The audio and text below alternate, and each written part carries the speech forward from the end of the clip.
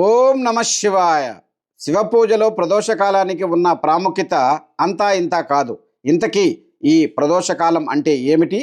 ఆ సమయంలో ఏం చేస్తే ఆ పరమేశ్వరుని అనుగ్రహం కలుగుతుందో తెలుసుకునే ప్రయత్నం చేద్దాం. పలానా సమయం ప్రదోషకాలం అని చెప్పేందుకు స్పష్టమైన నిబంధనలు లేవు. వేరువేరు ప్రాంతాల బట్టి, వేరువేరు సాంప్రదాయాల బట్టి ఆ కాలాన్ని నిర్వహిస్తూ ఉంటారు. కొంతమంది సూర్యాస్తమయం తర్వాత, మరికొంతమంది సూర్యాస్తమయానికి ముందు చేస్తుంటారు. వీటిలో దేన్ని పాటించాలనే సందేహం అవసరమే లేదు. ఎందుకంటే వీటన్నింటిలోనూ సూర్యాస్తమయం సమయమే కీలకం కాబట్టి ఆ సమయాన్నే ప్రదోషంగా భావిస్తే సరిపోతుంది. ప్రదోష కాలంలో సకల దేవతలంతా కైలాసానికి చేరుకుంటారని, ఆ సమయంలో స్వామి అర్ధనారీశ్వర రూపంలో తాండవం చేస్తూ ఉంటారని నమ్మకం. ఇది ప్రమద గణాలు లోకాలను చుట్టే సమయం కూడా భావిస్తూ ఉంటారు.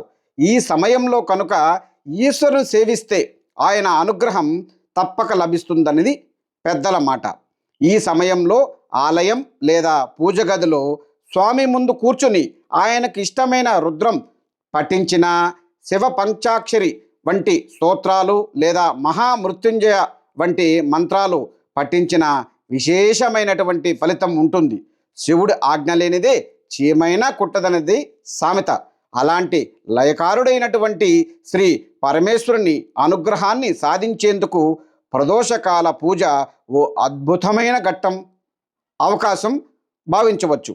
ఈ సమయంలో సకల శాస్త్ర పారంగతుడైనటువంటి నందీశ్వరుని పూజిస్తే ఆయన అనుగ్రహంతో చదువులోనూ కళల్లోనూ రాణిస్తారని చెబుతారు.